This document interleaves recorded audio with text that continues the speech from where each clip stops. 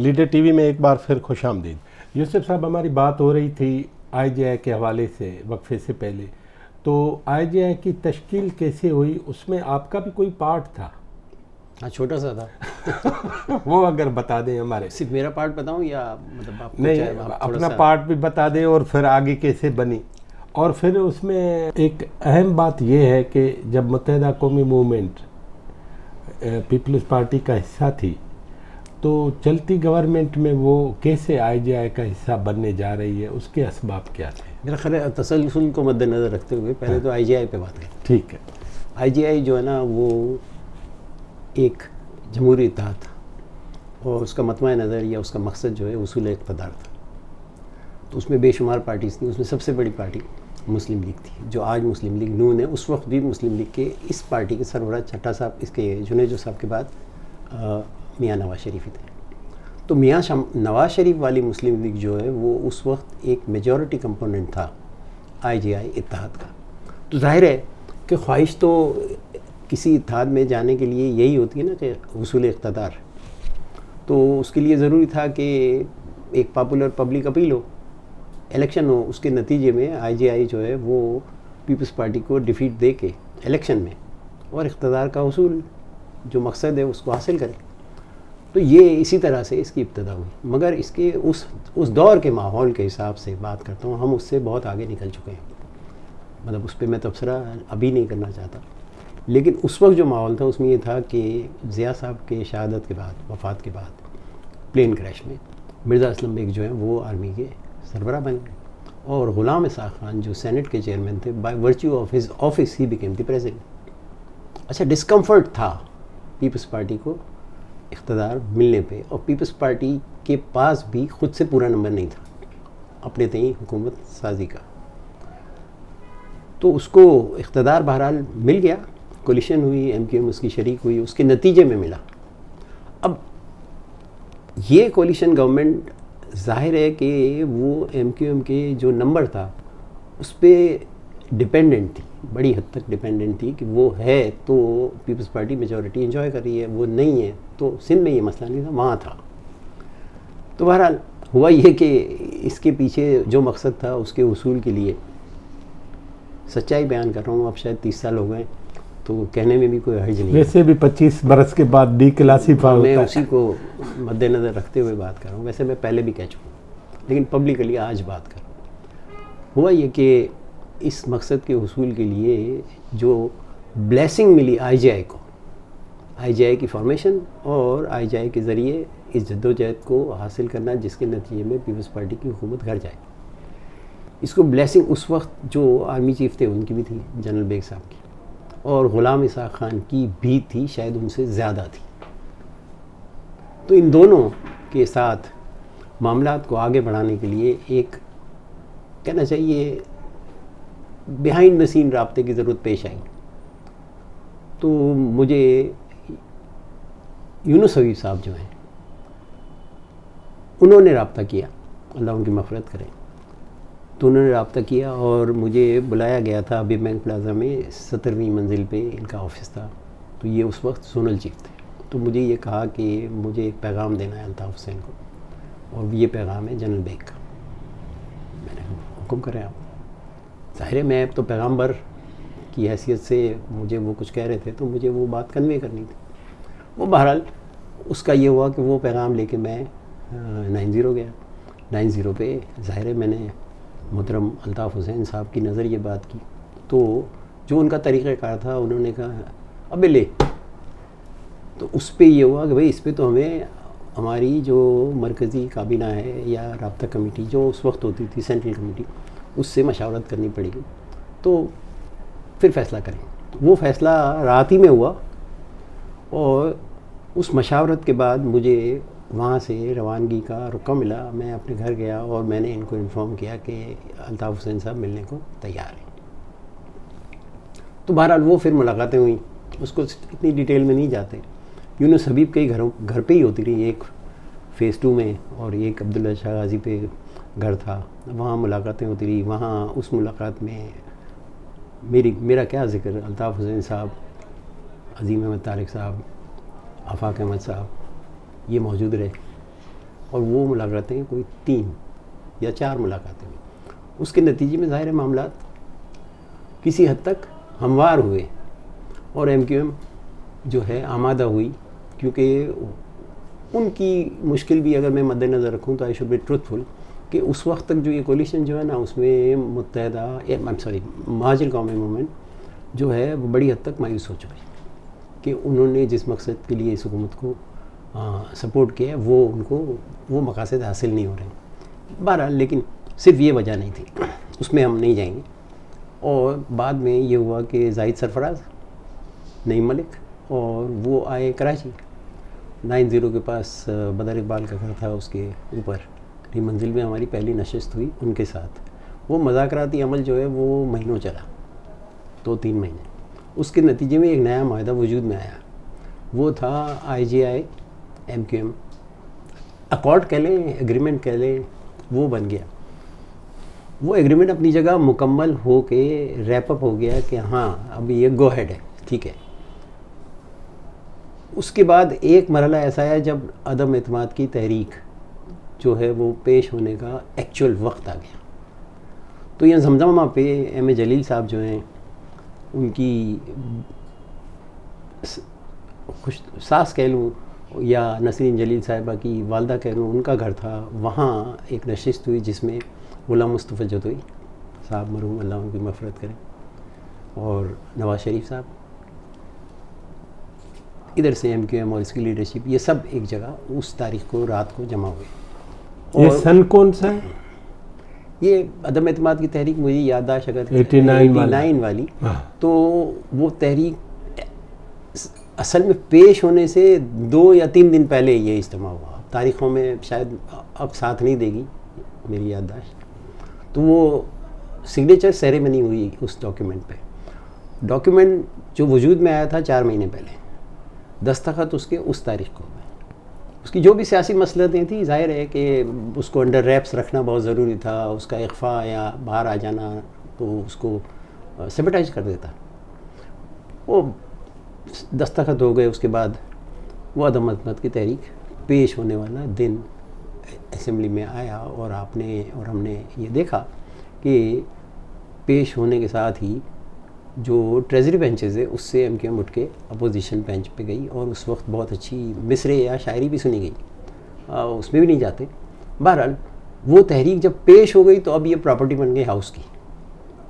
اب کمال دیکھیں جو ہوا ہے, جو کمال ہے جس کو میں کمال سمجھتا ہوں, میں سمجھتا ہوں کمال, اور شاید پریگمیٹک سوچ آف نواز شریف جو ہے اس پہ بھی اشارہ کرتی ہے. وہ یہ ہوا کہ ایم این ایز کو جمع کیا جانے لگا نمبر پورا کرنے کے لیے. C-130 بھی یوز ہوئے, انگوری ریسٹ ہاؤس بھی یوز ہوا, چانگا مانگا بھی ہوا, جو کہہ لیں آپ. وہ جگہ جہاں ان کو قدرے آسائش اور آرام کے ساتھ رکھا جاتا تھا, اپنے ایم این اے لے کے بیٹھ گئے. اب جس دن ٹیبل ہونی تھی اس وقت جو 12-13 ایم این اے, مجھے ایگزیکٹ فگر یاد نہیں ہے, وہ وہاں مٹیریلائز نہیں ہوئے, تو تحریک ناکام ہو گئی. اب وہ نہ مٹیریلائز ہونے والے ایم این اے کون تھے؟ وہ میاں نواز شریف کی مسلم لیگ کے تھے. اب بھائی میاں صاحب نے ایسا کیوں کیا؟ حالانکہ خود آئی جے کا اونر تھا. نہیں, اور not only the largest component. یس.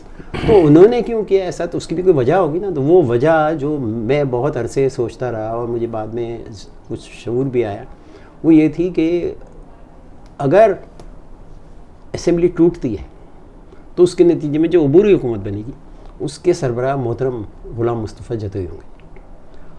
اب یہاں سے آ کے میاں نواز شریف کا اعتماد یا ارادہ جو ہے نا متزلزل ہو گیا کہ میری باری نہیں آئے گی, یہ تو عبوری حکومت ہے, اس کے بعد الیکشن ہوں گے, تو کیا ضروری ہے کہ میں وزیر اعظم بنوں گا.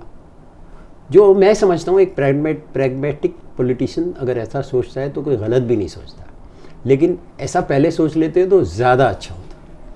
بہرحال وہ ڈیفیٹ ہو گئی. اس کے نتیجے میں تاریخ یہ بتاتی ہے کہ وہ ایک تو یہ کہ یہ جس طرح ہوا it was in very bad test, غلط طریقے سے ہوا, ایسے نہیں ہونا چاہیے تھا. ببانگے تو حل کھلے عام ہو جاتا. لیکن بہرحال اس کڑواہٹ کو ایک طرف رکھتے ہوئے وہ بھی ایک وجہ بنی ہے پوائزن کرنے میں پیپلز پارٹی اور ایم کیو ایم کی ریلیشن شپ پہ ان اے ہسٹورک ٹائم لائن. وہ اسکارز ہیں. تو اس کا قصوروار ابھی آج کس کو کہیں گے؟ میرا خیال ہے ابھی تھوڑی دیر رکتے ہیں اس پہ بھی بات کرتے ہیں. وہ قصور یا معصومیت کی بات نہیں ہے.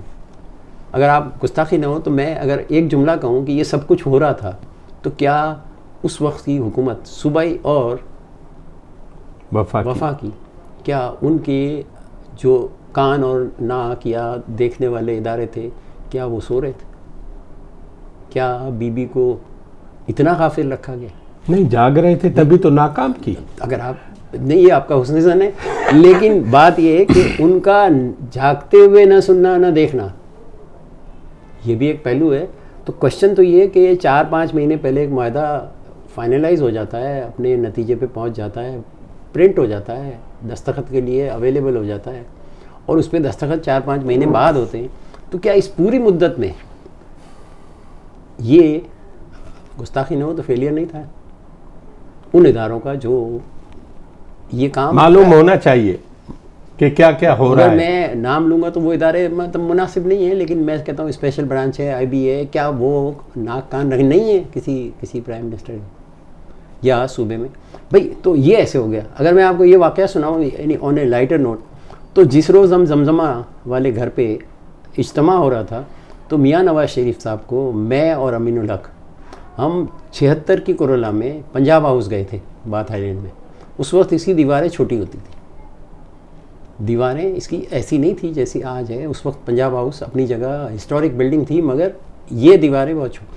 میاں صاحب اس پہ سے کود کے ہماری گاڑی میں بیٹھے تھے اور ان کو زخم بھی تھوڑا سا آیا، کھرنچ لگ گئی تھی. بہرحال تو اس کیفیت میں بھی سب ادارے سو رہے تھے. آئی مین وہ ادارے جن کی ایٹ لیسٹ جن کی ذمہ داری تھی.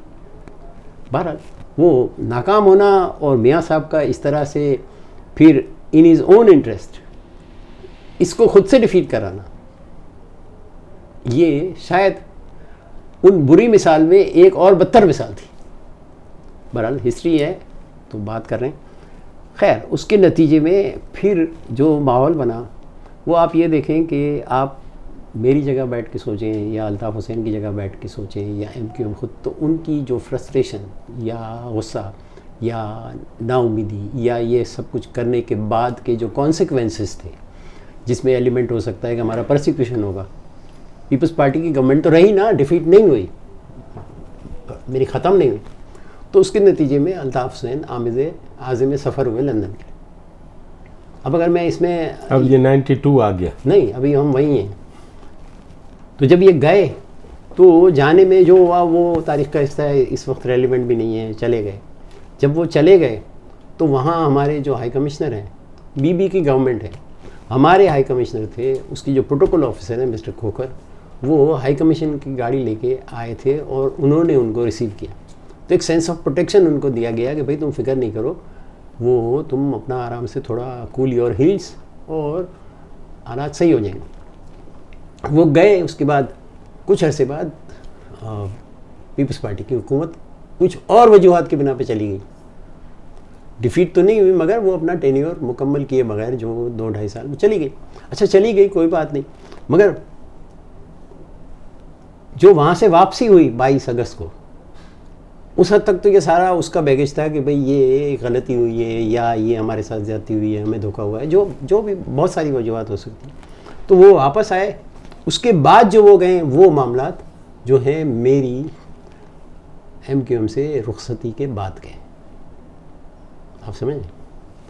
تو اس سے آگے تو میں اس پہ حاشیہ آرائی نہیں کروں گا، مگر یہ مجھے معلوم ہے کہ وہاں پر جو مختلف وجوہات کی بنا پر ایک جو انٹرنل ٹینشن تھی لیڈرشپ میں، جس میں آفاق عامر شامل تھے، عظیم طارق سمپیتھیٹک تھے، اس کے نتیجے میں الٹیمیٹلی یہ ڈیسائیڈ ہوا کہ آفاق اور عامر جو ہیں امریکہ چلے جائیں اور 6 مہینے میں وہاں رہ کے جب واپس تشریف لائیں گے تو اس وقت ان امور کو اس دوران میں ایڈریس کر لیا جائے گا.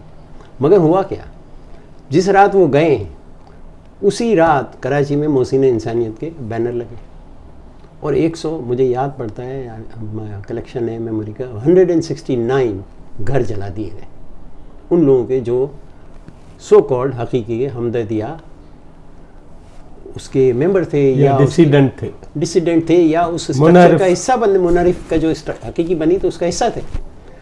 اس کے نتیجے میں یہاں سے بہت بڑی مائگریشن ہوئی ہجرت کی ان لڑکوں نے، اس لیے کہ ان کے گھر جلے.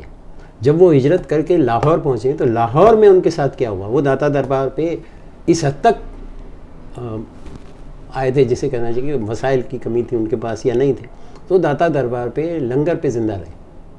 یہ بھی واقعاتی بات ہے. خیر اس کی طوالت میں جانے کی ضرورت نہیں ہے. اس کے بعد حقیقی اپنا وجود اس کا آ گیا. ایم کیو ایم کی پالیٹکس جیسی تھی ویسی رہی، قیادت جو تھی وہی رہی. اس کے بعد جو remote control M Q M کو چلانے کا دور شروع ہوا، وہ اس کا تو میں قاری تو نہیں کہہ سکتا، میں بھی اس کو سامع اور بصری اس ڈیمینشن کے میں بھی دیکھتا رہا اور آج تک دیکھ رہا ہوں. وہ معاملات جو ہیں اس کے بعد جو خرابیاں پیدا ہوئیں وہ تو آپ مجھ سے زیادہ واقف ہیں کہ جو ہوا. لیکن بات صرف جو اصل بات ہے وہ یہ ہے کہ اس پورے دور میں، جس کو آپ 30 سال کہہ لیں 28 سال کہہ لیں، میں ایک بات جو ہے نا وہ بالکل ریکارڈ پہ کہنا چاہتا ہوں کہ اس پورے دور میں اس کے بعد بھی ایم کیو ایم جو ہے وہ شریک اقتدار بھی رہی، دوسری جماعتوں کی بھی رہی. M Q M Peoples Party کی بھی شریک اقتدار رہی، جام صادق کی بھی شریک اقتدار رہی. میں صرف ایک سوال جو میرے ذہن میں ہر وقت کہ وہ ادوار جہاں شریک اقتدار تھے بعد کے ادوار، تو اس کے نتیجے میں انہوں نے اپنی الیکٹوریٹ کو کیا دیا. میں ایک وقفہ لینا چاہتا ہوں. ہماری باتیں جناب ایڈوکیٹ یوسف صاحب سے جاری ہیں. ایک وقفے کے بعد پھر ملتے ہیں.